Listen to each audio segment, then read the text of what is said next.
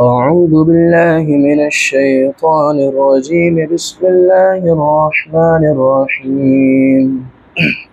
ومن الناس من يقول آمنا بالله وباليوم الآخر وما هم بمؤمنين يخادعون الله والذين آمنوا وما يخدعون إلا أنفسهم وما يشعرون.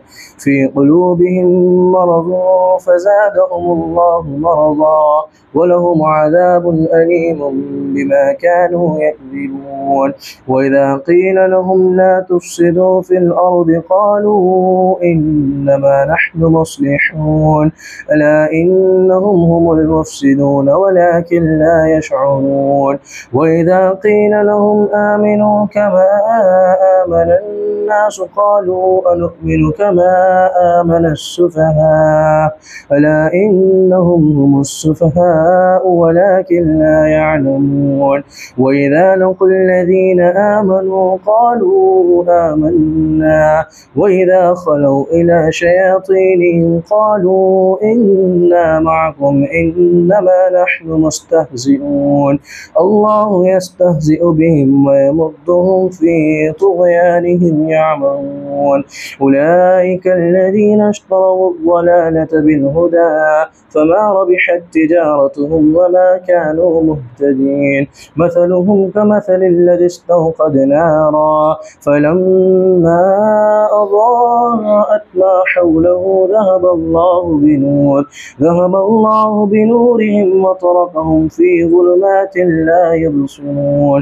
صم بكم عمي فهم لا يرجعون. أو كصيب من السماء فيه ظلمات ورعد وبرق يجعلون أصابعهم في آذانهم من الصواعق حذر الموت والله محيط بالكافرين.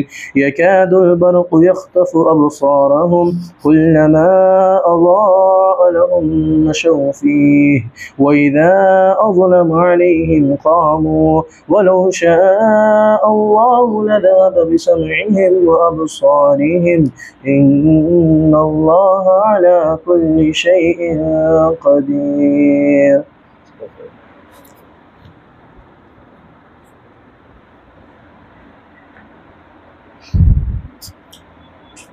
माशाल्लाह तिलावत तो बहुत अच्छी हुई, लेकिन उसमें कुछ कमी रह गई है। एक कमी तो ये रह गई है तिलावत करने में मद्दे मुत्तसिल और मद्दे मुनफसिल, इसको कम से कम इतनी मिक़दार में खींचना है कि हुरूफ़ मद्दा से अलहदा हो जाए। हुरूफ़ मद्दा को हम कितनी बार खींचते हैं, किस अंदाज में खींचते हैं? एक अलिफ की मिक़दार में। लेकिन मद्दे मुत्तसिल हो या मद्दे मुनफसिल हो, उसको 5 अलिफ के बराबर या कम से कम 3 अलिफ के बराबर खींचे, ताकि दोनों में फ़र्क हो जाए। तो आपने जो है मद्दे मुत्तसिल मुनफसिल को भी हुरूफ़ मद्दा की मिक़दार में खींचा है। ये सब चीज़ों का ध्यान रखो, इसलिए बोलते हैं क़ारी साहब मश्क कराते हैं तो ध्यान दिया करो। बहरहाल तिलावत वगैरह माशाल्लाह बहुत अच्छी है, क़वाइद वगैरह पर ध्यान दो। अऊज़ु बिल्लाहि मिनश शैतानिर रजीम। बिस्मिल्लाहिर रहमानिर रहीम। वमिनन नासि मन यक़ूलु आमन्ना बिल्लाहि व बिल यौमिल आखिर वमा हुम बिमुमिनीन। पिछली आयत में ईमान वालों का तज़किरा हुआ और इन्नल लज़ीना कफ़रू सवाउन अलैहिम अअन्ज़रतहुम से कुफ़ार व मुशरिकीन का तज़किरा हुआ था। इसके अंदर हिदायत और गुमराही के एतबार से 3 गिरोह के बारे में बताया गया है। अलिफ लाम मीम से आगे के पूरे मुकम्मल रुकू तक के ख़ास तौर पे 3 गिरोह का तज़किरा हुआ है। एक तो वो गिरोह है जिनके पास इस्लाम पेश किया गया رسول اللہ صلی اللہ علیہ وسلم کی تعلیمات ان کے سامنے پیش کی گئی اور انہوں نے اسلام کو قبول کر لیا. رسول اللہ صلی اللہ علیہ وسلم کی دعوت کو سچائی کے ساتھ قبول کر لیا. وہ اہل ایمان ہے، اور اس کے مصداق سب سے پہلے حضرات صحابہ کرام رضوان اللہ تعالی علیہم اجمعین ہے. دوسرا گروہ وہ تھا جس نے کلم کھلا علی الاعلان توحید کا انکار کیا، رسول اللہ صلی اللہ علیہ وسلم کی رسالت کے منکر ہوئے. انہوں نے صاف طور پر یہ بات کہہ دی کہ ہم نہ اسلام کو مانیں گے نہ رسول اللہ صلی اللہ علیہ وسلم کی تعلیمات کو مانیں گے. وہ کفار و مشرکین تھے. تیسرا گروہ وہ تھا جس نے بظاہر اسلام قبول کیا، بظاہر اسلام قبول کر لیا، اس کا دعویٰ کیا کہ ہم مسلمان ہو چکے ہیں زبان سے، لیکن دل میں ان کے کفر تھا، نفاق تھا. دل سے وہ نہ اسلام کو مانتے تھے نہ رسول اللہ صلی اللہ علیہ وسلم کی رسالت کو تسلیم کرنے کو تیار تھے. وہ ان دونوں چیزوں کے منکر تھے. رسالت کو بھی ماننے کو تیار نہیں تھے کہ نبی کریم صلی اللہ علیہ وسلم کی رسالت کو تسلیم کر لے، اور ایمان جس طریقے سے ایمان لانے کا تقاضا کیا جا رہا ہے اور جو حقیقت میں ایمان لانا ہے، جیسا صحابہ کرام رضوان اللہ تعالی علیہم اجمعین ایمان لائے تھے، اس طریقے سے وہ ایمان دل سے نہیں لائے تھے. اللہ پر اور یوم آخرت پر، یعنی اللہ پر اور یوم آخرت پر تو ایمان تھا ان کا،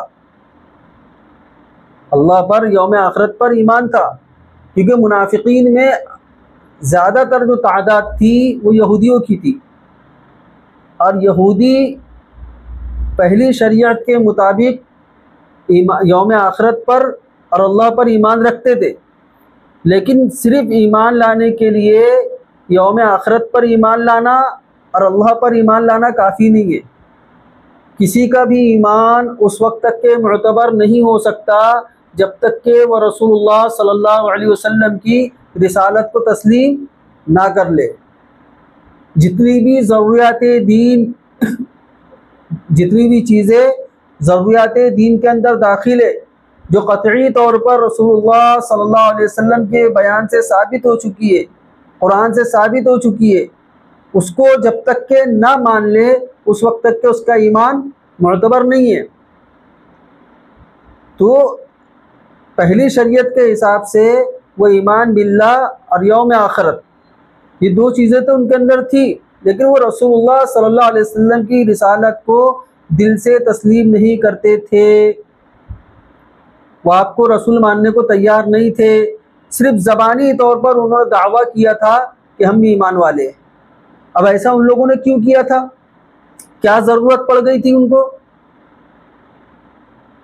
بھائی یہ بھی تو ہو سکتا تھا کہ جو کفار و مشرکین جیسا کھلم کھلا علی الاعلان اپنے کفر کا اظہار کیے ہوئے تھے، ایسا وہ بھی کیوں نہیں کر لیتے تھے کہ کفار و مشرکین کی طرح وہ بھی کھلم کھلا یہ کہہ دیتے کہ ہم جو ہے آپ پر ایمان نہیں لائیں گے. تو بجائے یہ کہنے کے نفاق کو اندر چھپا کر منافق، اعتقادی منافق اسے ہی کہتے ہیں، اعتقادی منافق اسے ہی کہتے ہیں کہ جو ظاہر میں مسلمان ہونے کا دعویٰ کرے لیکن اندر میں کفر چھپا ہوا، دل میں کفر چھپا کر رکھا ہوا، اسے اعتقادی منافق کہتے ہیں. تو ان کو کیا ضرورت پڑ گئی؟ ان کو اصل میں ضرورت یہ پڑی جب رسول اللہ صلی اللہ علیہ وسلم مکہ سے مدینہ ہجرت کر کے تشریف لے گئے، تو مدینہ منورہ میں پہلے سے وہ افراد موجود تھے جو آپ کی مکی زندگی میں ہی اسلام لا چکے تھے، اور کچھ افراد وہ تھے جو اسلام تو نہیں لائے تھے لیکن اسلام میں داخل ہونے کا شوق اور جذبہ ان کے اندر پیدا ہو چکا تھا. جب رسول اللہ صلی اللہ علیہ وسلم مکہ سے مدینہ ہجرت فرمائے تو ان لوگوں نے بھی اسلام قبول کر لیا. تب یہ کفار نے، یہ یہودیوں نے دیکھا کہ اب اتنی تیزی سے اسلام پھیل رہا ہے، اتنی تیزی سے اسلام پھیل رہا ہے، لوگ اسلام کے اندر داخل ہو رہے ہیں، اہل مدینہ بھی اسلام میں داخل ہو رہے ہیں۔ اب اگر ایسی صورت میں ہم اگر ان کے ساتھ مل کر مسلمان ہونے کا دعویٰ نہیں کرتے ہیں تو ہمیں نقصان ہوگا۔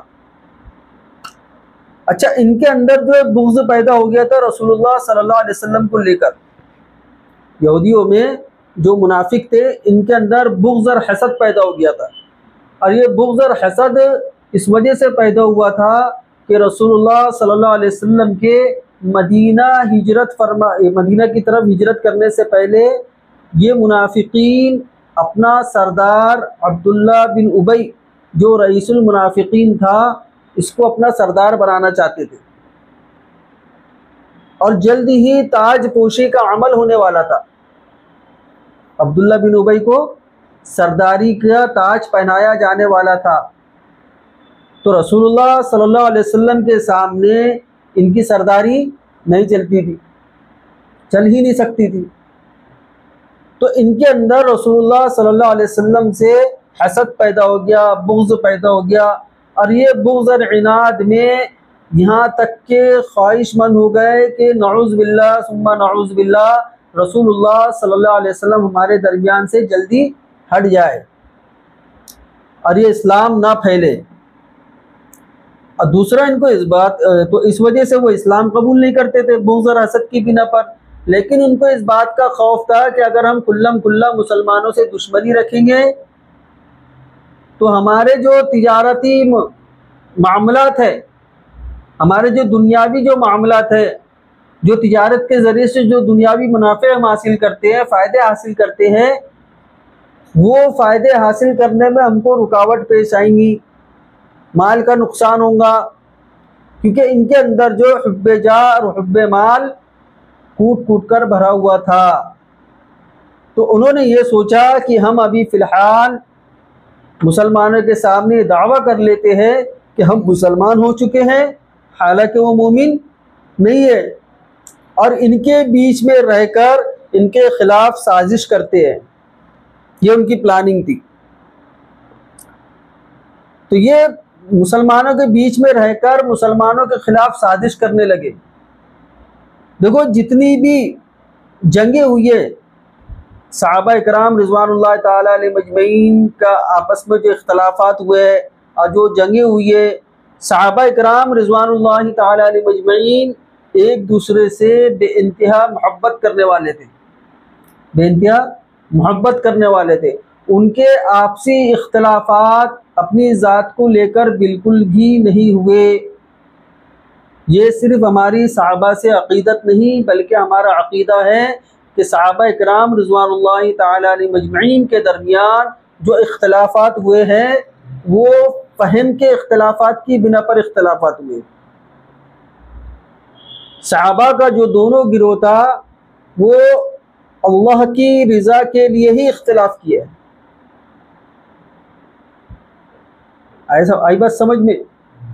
ہمارے کو صحابہ کے بارے میں عقیدہ رکھنا ضروری ہے کہ صحابہ کے درمیان جو بھی اختلافات ہوئے ہیں وہ اللہ کی رضا کے لیے ہی ہوئے، لیکن یہ اختلافات اور یہ آپس میں صحابہ اکرام رضوان اللہ تعالیٰ علیہ مجمعین کے اندر دوریاں پیدا کرنے کی جو کوشش کی گئی ہے، اس میں منافقین کا بہت اہم کردار رہا ہے، منافقین کا بہت اہم کردار رہا ہے۔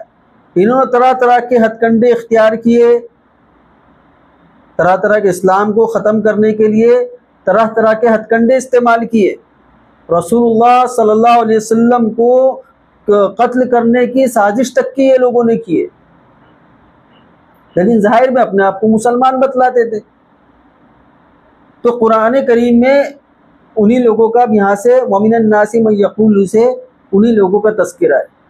حضرت شیخ الاسلام مفتی تقی عثمانی صاحب دامت برکاتہم نے اعتقادی منافق کے جو گروہ ہے اس کو بھی 3 بتلائے ہیں۔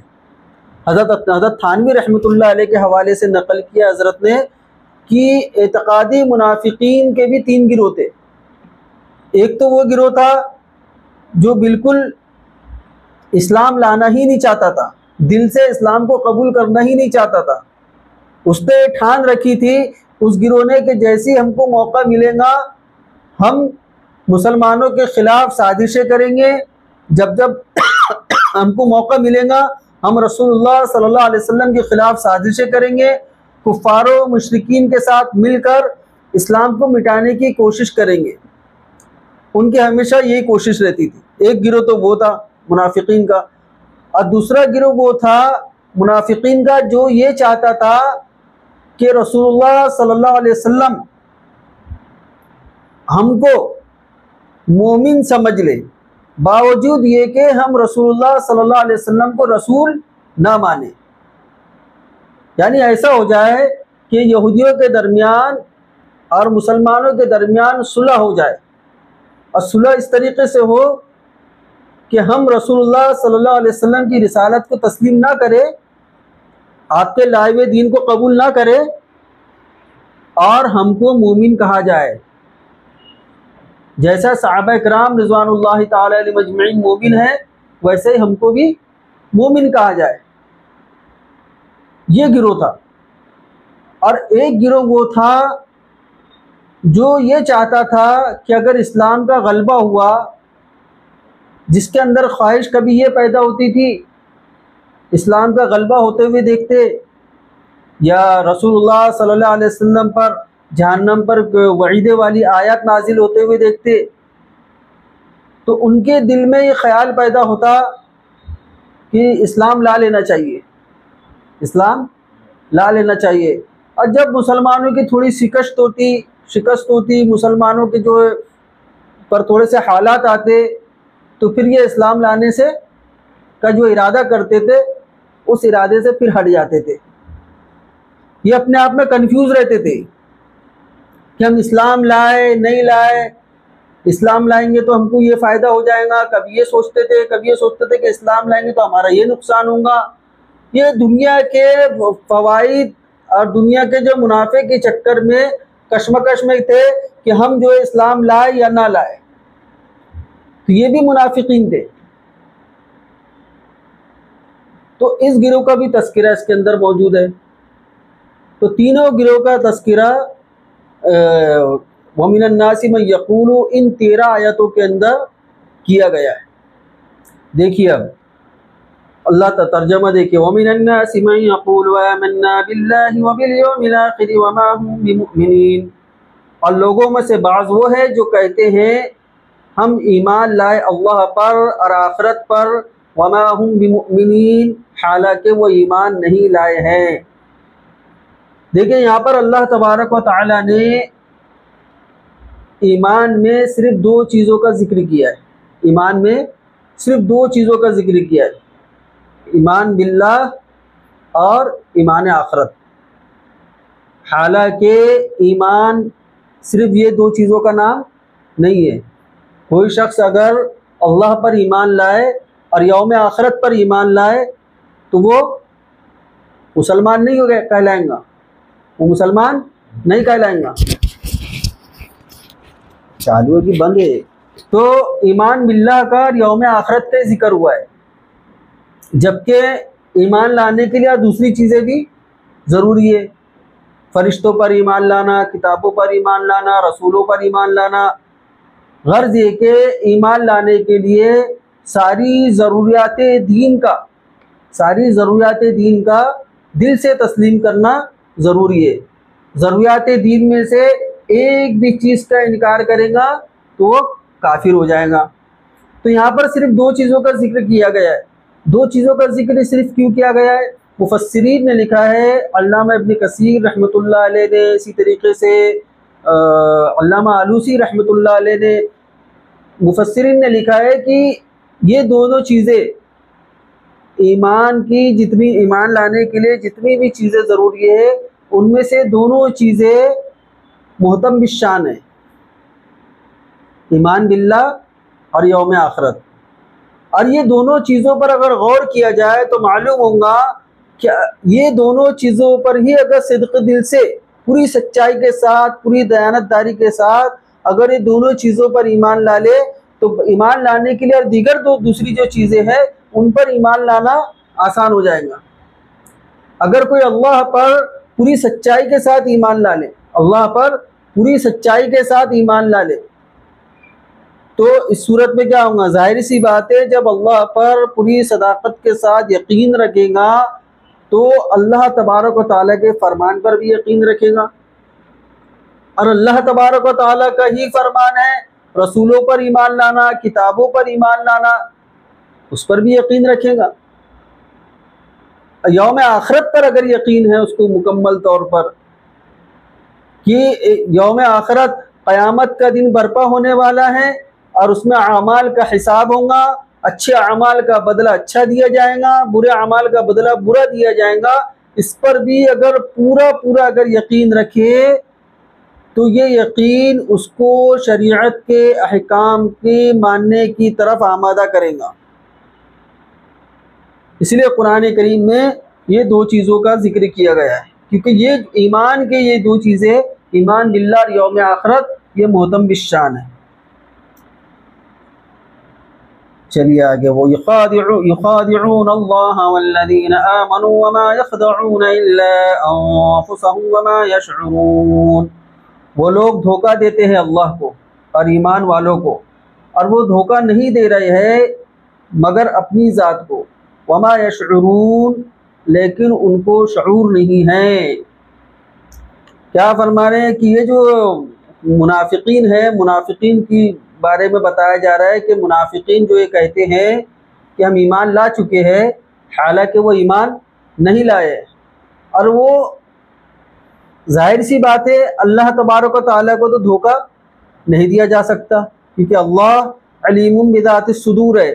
یہاں پر اللہ کی طرف دھوکے کی نسبت کی گئی ہے، یخادعون اللہ، وہ لوگ دھوکہ دے رہے ہیں اللہ کو، تو اللہ کو دھوکہ نہیں دیا جا سکتا۔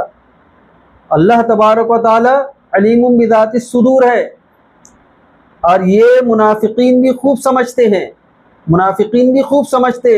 کہ ہم اللہ کو دھوکہ نہیں دے سکتے، ہم منافقت رکھتے ہیں، ظاہر میں اسلام قبول کیے ہوئے دل میں ہمارے کفر ہے، یہ بات اللہ کو معلوم ہے، یہ بات یہودی بھی مانتے تھے، اور رسول اللہ صلی اللہ علیہ وسلم کو بھی دھوکہ نہیں دے سکتے تھے، کیونکہ رسول اللہ صلی اللہ علیہ وسلم کو علامہ قرطبی نے لکھا ہے بذریعہ وحی کے منافقوں کے بارے میں معلوم تھا، رسول اللہ صلی اللہ علیہ وسلم کو منافقین کے بارے میں معلوم تھا، تبھی تو رسول اللہ صلی اللہ علیہ وسلم نے حذیفہ بن یمان رضی اللہ تعالیٰ عنہ کو منافقوں کے بارے میں بتلا دیا تھا کہ فلاں شخص منافق ہے، فلاں شخص منافق ہے۔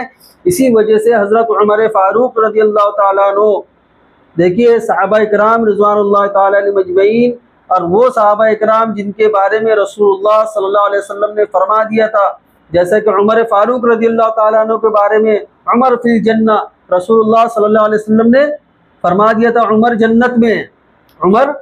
جنت میں، اور لو کان بعدی نبی لکان عمر، میرے بعد کوئی نبی ہوتا تو وہ عمر ہوتے، کتنی بشارتیں ان کو دی گئی تھی۔ اور پھر رسول اللہ صلی اللہ علیہ وسلم نے عمر فاروق رضی اللہ تعالیٰ عنہ کے بارے میں ارشاد فرماتے ہیں، عمر جس جگہ سے تم گزرتے وہاں سے شیطان بھاگ جاتا ہے۔ اتنی بشارت اور اتنی فضیلت ہونے کے باوجود عمر فاروق رضی اللہ تعالیٰ عنہ جانتے تھے کہ ساری فضیلت رسول اللہ صلی اللہ علیہ وسلم نے میرے بارے میں بیان فرمائی ہے، اور پھر عمر فاروق رضی اللہ تعالیٰ عنہ کو مقام کئی مرتبہ ایسا ہوا کہ عمر فاروق رضی اللہ تعالیٰ عنہ نے کچھ چاہا، اب اس کی تفصیل میں جائیں گے تو تفسیر رہ جائیں گی، تو آپ کی چاہت کے مطابق جو قرآن کی آیت نازل ہو گئی، تو عمر فاروق رضی اللہ تعالیٰ عنہ اتنے جلیل القدر صحابی ہونے کے باوجود حذیفہ رضی اللہ تعالیٰ عنہ کے پاس جاتے ہیں، اے حذیفہ تم کو جو رسول اللہ صلی اللہ علیہ وسلم نے منافقین کی فہرست بتلائی ہے، جو فہرست تمہارے پاس دی گئی ہے، کہ اس میں عمر کا نام تو نہیں ہے؟ تو اتنے نیک اعمال کر کے اللہ سے ڈرنے والے تھے، اپنی پوری زندگی رسول اللہ صلی اللہ علیہ وسلم کی غلامی میں گزارنے کے باوجود بھی اللہ سے ڈر رہے، جہنم کے عذاب سے ڈر رہے،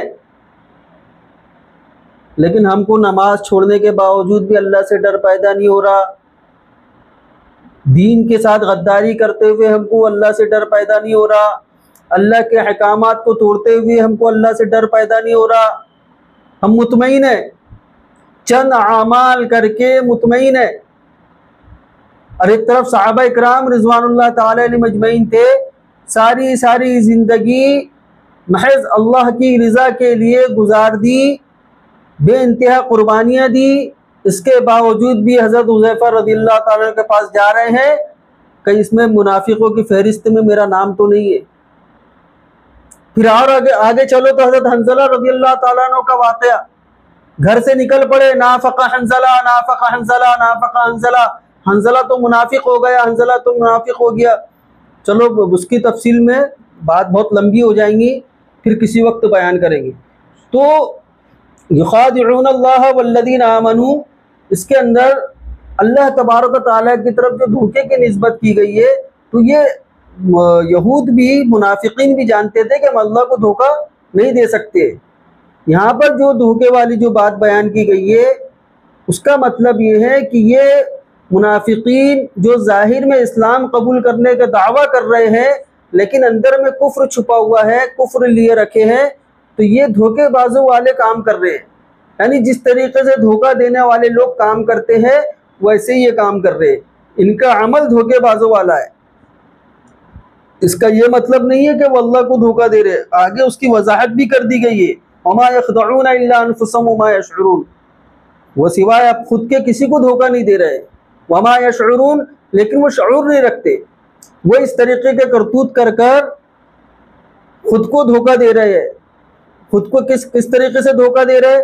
وہ یہ سمجھ رہے کہ ہم اچھے کام کر رہے ہیں، وہ یہ سمجھ رہے کہ ہم اچھے کام کر رہے ہیں، ہمارا یہ عمل بہت اچھا ہے، لیکن اس کی وجہ سے ان کو جہنم میں جانا پڑے گا۔ اور پھر جیسے کہ قرآن کریم نے منافقین کے بارے میں فرمایا، ان المنافقین فی الدرک الاسفل من النار، کہ منافقین جہنم کے سب سے نچلے طبقے میں ہوں گے۔ اس آیت کے وہ مصداق بنیں گے، اس کا شعور نہیں ہو رہا، اس کا شعور، اس کا احساس ان کے اندر سے ختم ہو چکا ہے۔ کفر اور نفاق ان کے اندر اس طریقے سے راسخ ہو چکا ہے کہ اس کے نقصانات کا ان کو احساس نہیں ہو رہا ہے۔ اصل میں ہوتا کیا ہے، ایک ایمان والے کے ساتھ بھی یہ کیفیت ہو سکتی ہے، احساس کا ختم ہونا۔ احساس کا ختم ہونا یہ ضروری نہیں ہے کہ جو منافق ہوں گا اس کے ساتھ یہ معاملہ ہوں گا کہ اس کا احساس ختم ہو جائے، یا جو کافر ہوں گا اسی کے ساتھ یہ معاملہ ہوں گا کہ اس کے اندر احساس ختم ہو جائے۔ ایک ایمان والے کے ساتھ بھی یہ کیفیت ہو سکتی ہے۔ ایمان والے کے ساتھ کب یہ کیفیت ہوتی ہے؟ جب کثرت سے گناہ کرنے لگتا ہے، کثرت سے گناہ، معصیت، اللہ کی نافرمانی کرنے لگتا ہے، تو اس کے اندر سے آہستہ آہستہ گناہ ہونے کا احساس ختم ہو جاتا ہے۔ اس بات کا احساس نہیں رہتا کہ میں جو گناہ کا کام کر رہا ہوں، اللہ کے احکامات کو توڑ رہا ہوں، رسول اللہ صلی اللہ علیہ وسلم کی سنتوں کے ساتھ حقارت آمیز معاملہ کر رہا ہوں، دین سے بیزاری کا اظہار کر رہا ہوں، دین کا مجھے شغف نہیں ہے، دین کی باتیں سننے کا شغف نہیں ہے، دین کی باتوں پر عمل کرنے کا میرے اندر سے شغف ختم ہوتا جا رہا ہے۔ یہ احساس کثرت گناہ کی وجہ سے ختم ہو جاتا ہے، کیونکہ جب بندہ بار بار گناہ کرنے لگتا ہے تو دل سیاہ ہو جاتا ہے اور حق بات دل کے اندر نہیں اترتی، دل مریض ہو جاتا ہے۔ آگے وہ چیز آ رہی ہے، فی قلوبہم مرض، ان میں اسی چیز کو بیان کیا جا رہا ہے کہ دل میں مرض ہے۔ تو امراض جو ہے، روحانی جو امراض ہوتے ہیں جو دل کو لگتے ہیں، وہ بہت ساری اقسام ہیں۔ جو کفار و مشرکین کو لاحق ہوتے وہ بھی ہے، اور جو ایمان والوں کو لاحق ہوتے وہ بھی ہے۔ تو اس کیفیت میں پہنچنے سے پہلے اپنے اعمال کو بنا لو۔ یہ کیفیت ہم اپنا محاسبہ کریں، جائزہ لے کہ ہمارے اندر بھی یہ کیفیت پیدا تو نہیں ہو رہی ہے کہ ہم گناہ کیے جا رہے ہیں، ہم کو شرمندگی نہیں ہو رہی۔ ایک شخص سے بھائی گناہ کیا، کوئی گناہ، کوئی معصیت اس سے سرزد ہو گئی، نافرمانی سرزد ہو گئی، تو اللہ تبارک و تعالیٰ کے سامنے رو لے، گڑ گڑا لے، اللہ مجھ سے فلاں گناہ سرزد ہو گیا، مجھے معاف فرما دے۔ یہ اصلاح کا طریقہ ہے۔ دوسرا طریقہ یہ ہے کہ بار بار اگر ہم سے گناہ ہو رہا ہے، بار بار ہم سے گناہ ہو رہا ہے اور ہم اس کو چھوڑ نہیں پا رہے، تو اپنے بڑوں کے سامنے اس کو پیش کرے، اور پیش کرنے میں شرمندگی محسوس ہو تو اس وقت کو یاد کر لے کہ جب میدان حشر میں حضرت آدم علیہ السلام سے لے کر قیامت کے آخری دن تک پیدا ہونے والے شخص جمع ہو جائیں گے، ساری دنیا کے لوگ جمع ہوں گے، اور یہ ہماری کرتوت ساری دنیا کے لوگوں کے سامنے پیش کیے جائیں گے، تو اس وقت ہماری شرمندگی کا کیا عالم ہوگا؟ دنیا میں کوئی شخص یہ نہیں چاہتا، کوئی باپ یہ نہیں چاہتا کہ میری جو اندرونی کرتوت میرے بیٹے کے سامنے آئے، کوئی بیٹا یہ نہیں چاہتا کہ میرے اندرونی کرتوت، میری معصیتیں میرے باپ کے سامنے آئے۔ کوئی چاہتا ہے ایسا؟ کوئی نہیں چاہتا۔ تو پھر اس وقت کیا حال ہوگا؟ اس وقت ہمارا کیا حال ہوگا کہ ہمارے کرتوت، ہماری بدعملیاں، ہماری معصیتیں ساری دنیا کے لوگوں کے سامنے پیش کی جائیں گی۔ تو اگر ہم کو شرمندگی محسوس ہو، ہم اپنے آپ کو بنانا چاہتے ہو، سنوارنا چاہتے ہو، اللہ کی رضا کے مطابق زندگی گزارنا چاہتے ہیں، اور کوئی ایسے گناہ کے اندر ہم مبتلا ہیں جس کو ہم چھوڑنا چاہ رہے ہیں، چھوٹ نہیں رہا۔ ہوتا ہے ایسا، بندہ اندر سے چاہتا ہے کہ میں گناہ چھوڑ دوں لیکن چھوٹ نہیں رہا، تو اس کا اظہار ہر کسی کے سامنے نہیں کرنا ہے، ان لوگوں کے سامنے کرے جو ہمارے مصلح ہے۔ اگر ہم کسی سے بیعت ہے تو اپنے شیخ کے سامنے کرے، اپنے استاد کے سامنے کرے، باقاعدہ ان کے پاس بیٹھ کر بتلائے کہ حضرت دیکھیے میں جو یہ گناہ کے اندر مبتلا ہوں اور میں چھوڑنا چاہتا ہوں لیکن مجھ سے چھوٹ نہیں رہا۔ اگر یہاں پر ہم نے شرم حیا دکھائی اور اسی گناہ کے اندر مبتلا رہے، اب بار بار اسی گناہ کو کرتے جائیں گے تو ہمارا بھی پھر وہی حال ہوگا، وما یشعرون، اس گناہ کے گناہ ہونے کا احساس سلب کر لیا جائے گا۔ اور جس بندے سے گناہ کے گناہ ہونے کا احساس سلب کر لیا جائے تو یہ سمجھ لو کہ وہ اللہ تبارک و تعالیٰ کے عذاب میں گرفتار ہو چکا ہے۔ تو احساس کا ختم ہو جانا صرف کفار اور منافقین کے ساتھ خاص نہیں ہے۔ ایک ایمان والا کثرت گناہ میں مبتلا ہو کر ندامت اور شرمندگی اس سے ختم ہو جائے تو آہستہ آہستہ گناہ کے گناہ ہونے کا احساس ختم ہو جاتا ہے۔ تو اس پر توجہ دینے کی ضرورت ہے۔ تو یہ منافقین اللہ تبارک و تعالیٰ کو دھوکہ نہیں دے رہے ہیں بلکہ خود کو دھوکہ دے رہے ہیں کہ اپنے آپ کو غلط راستے پر رہتے ہوئے اپنے آپ کو صحیح راستے پر سمجھے ہوئے۔ فی قلوبہم مرض فزادہم اللہ مرضا ولہم عذاب علیم بما كانوا یکذبون۔ ان کے قلوب میں، ان کے دلوں میں مرض ہے، اللہ تبارک و تعالیٰ نے بڑھا دیا ان کے مرض کو، ان کے لیے دردناک عذاب ہے بوجہ جھوٹ بولنے کے۔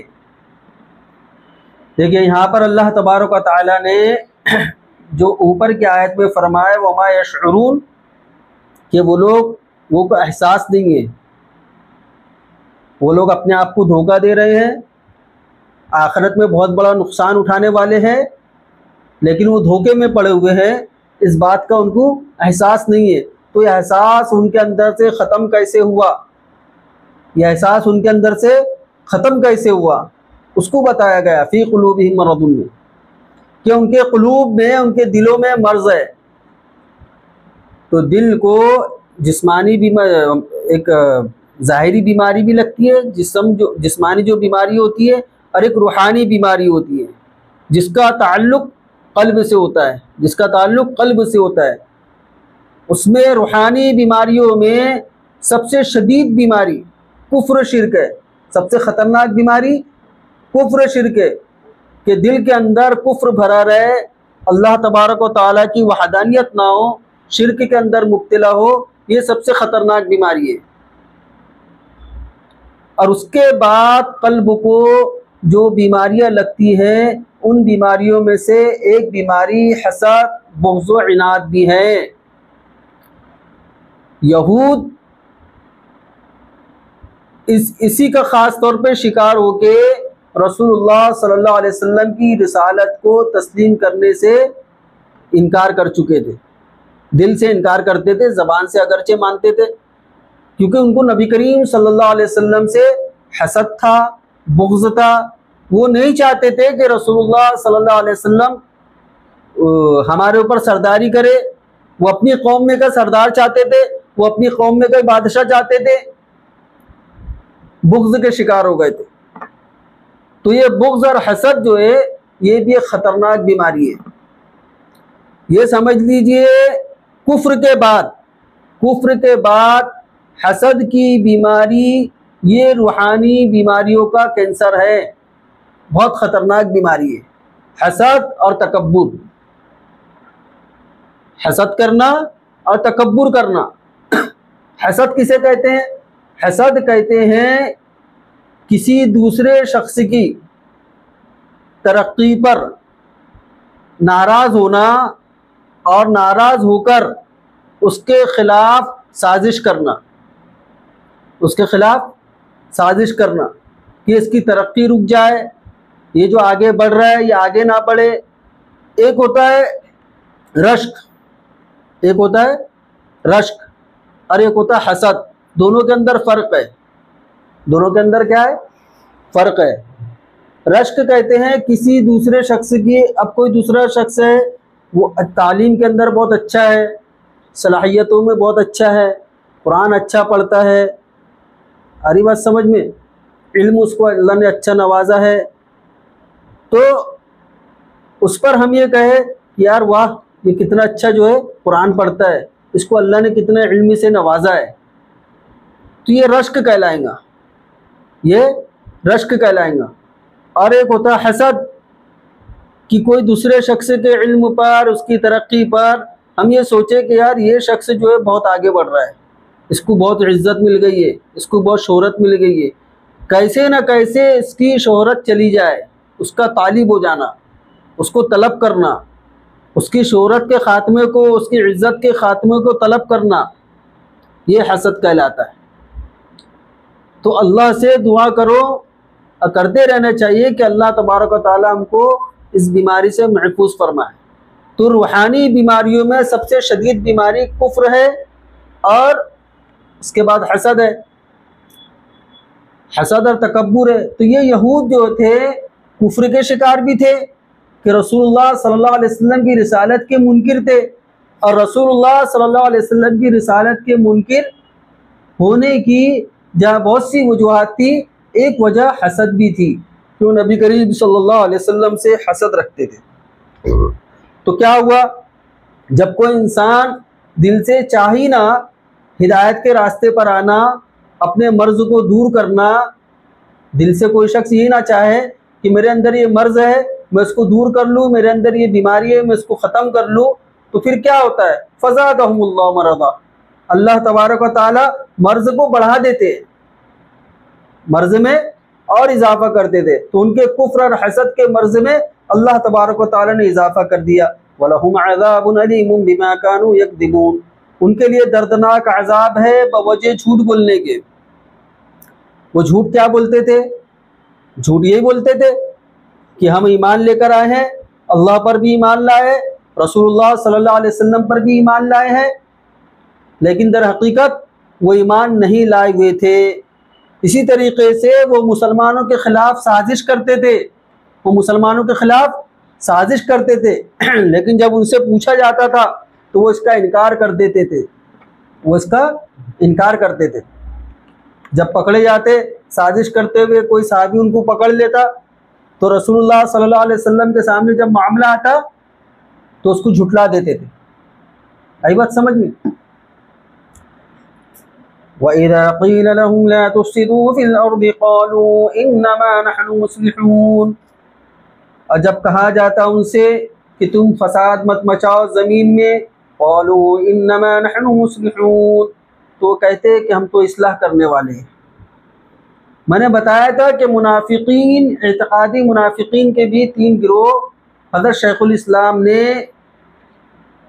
بیان القرآن حضرت تھانوی رحمۃ اللہ علیہ کے حوالے سے نقل فرمائے ہیں تو یہاں پر یہ دوسرے گروہ کا بیان ہے، یہاں پر دوسرے گروہ کا بارے میں بتایا جا رہا ہے، اور پہلے گروہ کا بھی احتمال اس میں موجود ہے۔ دوسرا گروہ کون تھا؟ دوسرا گروہ منافقین کا یہ تھا کہ ہم اپنے دین پر قائم رہے۔ یہودی یہ چاہتے تھے کہ ہم اپنے دین پر قائم رہے، ہم سے ہمارے دین سے ہٹنے کا مطالبہ نہیں کیا جائے، ہم جیسے ہیں ویسی رہے، یعنی ہم رسول اللہ صلی اللہ علیہ وسلم کی رسالت کو تسلیم نہیں کریں گے، آپ کی رسالت کو نہیں مانیں گے، اس کے ہم منکر رہیں گے، لیکن تب بھی ہمیں ایمان والا ہی سمجھا جائے، ایمان والا ہی سمجھا جائے، اور یہ ہو نہیں سکتا۔ گویا کہ ان کا مطالبہ یہ تھا، ان کی چاہت یہ تھی کہ حق اور باطل کو ایک سمجھا جائے، اور حق اور باطل کو ایک سمجھا نہیں جا سکتا، حق اور باطل ایک نہیں ہو سکتے، ان کی چاہت یہی تھی۔ اور یہ چیز کو، اپنی یہ سوچ کو کیا سمجھتے تھے؟ یہ اصلاح کرنا سمجھتے تھے، حالانکہ حق و باطل کو ایک کرنے کی بات کرنا در حقیقت کیا ہے؟ فساد پھیلانا ہے، در حقیقت کیا ہے؟ فساد پھیلانا ہے۔ تو وہ اس کو فساد کا کام نہیں سمجھتے تھے، بلکہ اصلاح کا کام سمجھتے تھے۔ تو اسی کو اللہ تبارک و تعالی نے بیان کیا، وَإِذَا قِيلَ لَهُمْ لَا تُفْسِدُوا فِي الْأَرْضِ، جب کہا جاتا ہے ان سے کہ تم زمین میں فساد مت مچاؤ، تو وہ کہتے ہیں کہ ہم تو اصلاح کرنے والے ہیں،